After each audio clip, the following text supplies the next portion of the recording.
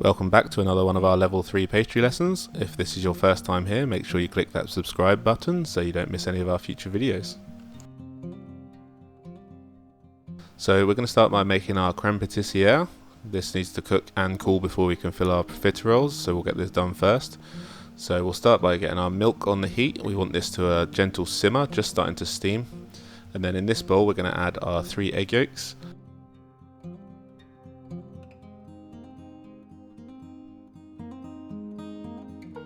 Our caster sugar,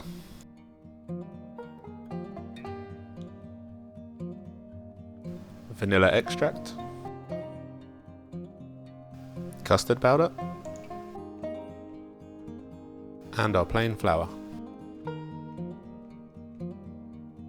So whilst your milk is heating up, you're just going to whisk these to a smooth paste.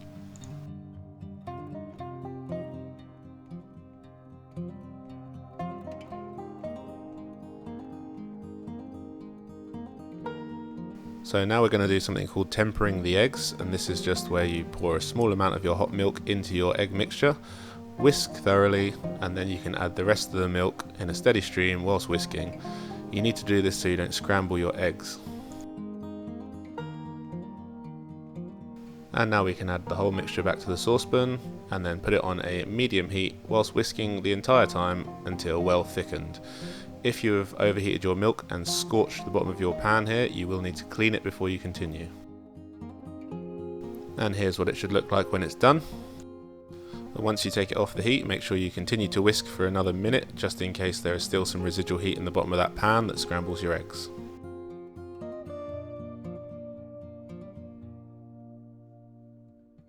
And now we're just going to transfer this to a bowl so we can let it cool down.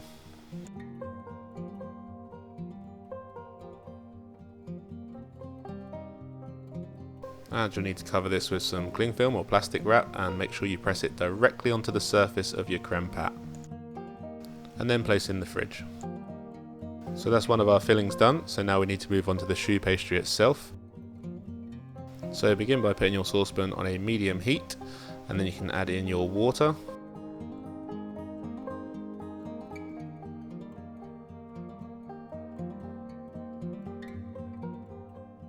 And your butter. And your sugar. And just leave this on for a couple of minutes, make sure it doesn't boil. And now add all of your flour in one go and beat this thoroughly. As soon as this starts coming together as a ball, turn your heat down to low and continue to beat on the heat for another minute. So this is now done. You can see it's nice and smooth and rolls around the pan easily.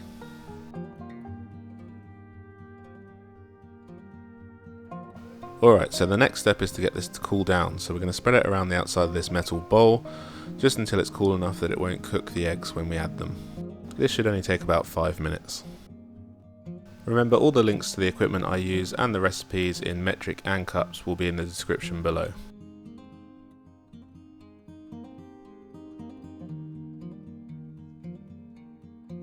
So now your mixture's cooled down, gather it all back together, and we're going to slowly start adding egg.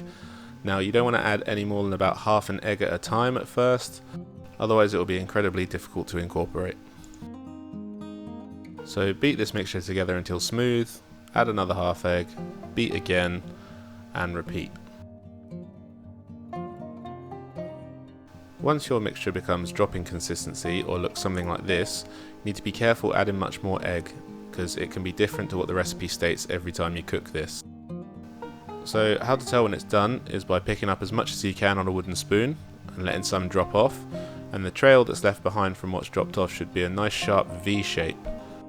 If it's not, then add a little more egg and try again. Now here you can see as it drops there's a nice sharp V every single time, so even though I haven't used all my eggs yet, I'm not going to put any more in. So these are now ready to pipe onto a tray, so get yourself a baking tray lined with some parchment paper. And to stop this from sliding around whilst you're piping, just use a little bit of your mixture in each corner and then press it down, and this will stop the baking paper from lifting up every time you pipe one.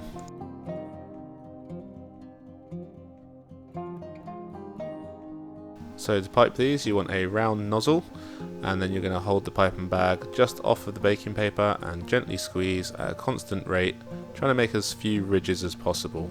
And at the end of each pipe, lift up sharply. And now grab yourself some cold water, damp your finger, and just press down those peaks. They will burn if you don't do this.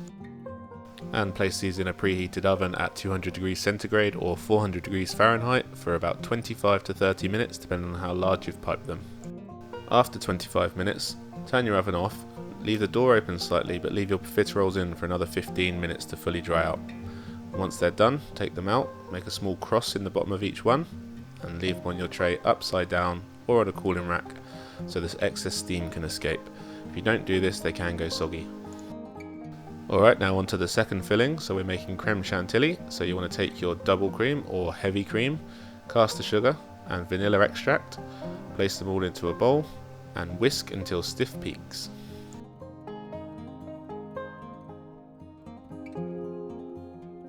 So now that's done, we can start filling our profiteroles. So take your creme pat out of the fridge, give it another whisk to loosen it up and put it into a piping bag with a round nozzle. Your creme chantilly can go into another piping bag. And then using your little finger, just expand those holes a little bit so that the pipe and nozzle can fit in.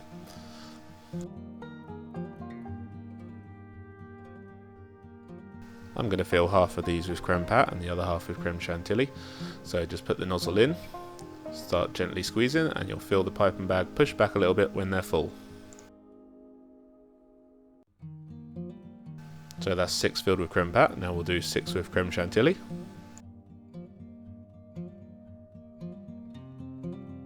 So whilst I'm filling these, I'm also making a salted caramel glaze for the creme pat ones.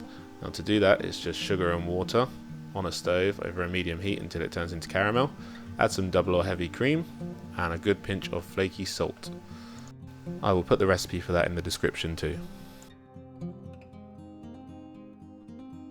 And here I have some cashew nuts that I've crushed and then just lightly toasted. And now we can start dipping our profiteroles into our caramel. Just be very careful here because it will stick to your fingers and give you burns.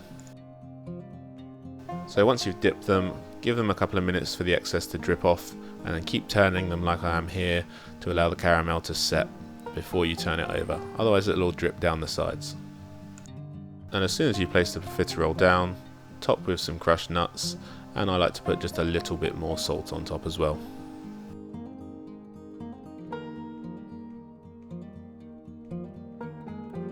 And now just repeat the process with the remaining profiteroles.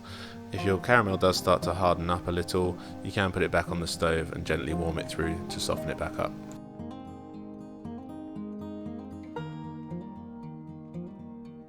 Okay, so here's our finished salted caramel and cashew profiteroles filled with creme patissiere, and now we're going to move on to the other ones. So first we need to make ourselves a chocolate ganache. I'm using dark chocolate here because I like the bitterness against the sweet cream inside. So to make this, you're going to boil some double or heavy cream and pour it directly over your chocolate and just gently stir in until it is smooth.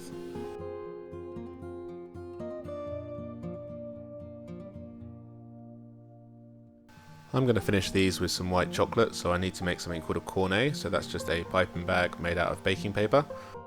I've known a lot of people to struggle to make these before, so rather than me try and explain it, you can just pause the video, rewind and watch it as many times as you like. Okay, so we're now ready to start finishing these profiteroles too. So we're going to take our cornet, we're going to take some melted white chocolate, only have a half fill of cornet, otherwise it will all start coming out the top. So put your white chocolate in.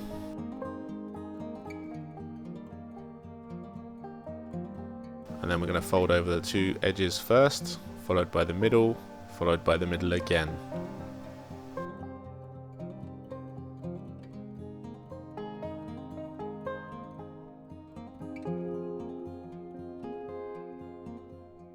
Now you can see whilst we've been making our cornet that our dark chocolate ganache has thickened, which is exactly what you want. You don't want to try and use this whilst it's too runny or it'll be pouring all down the edges of your profiteroles.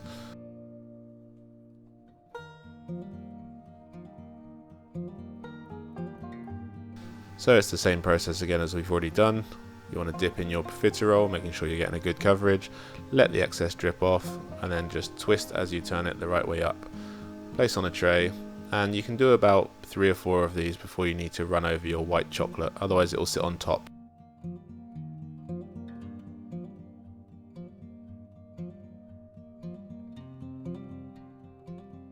Okay, once you've got a few profiteroles coated, then you're going to cut just the end off of your cornet, check that the flow is good, and then just run straight over the top of your profiteroles.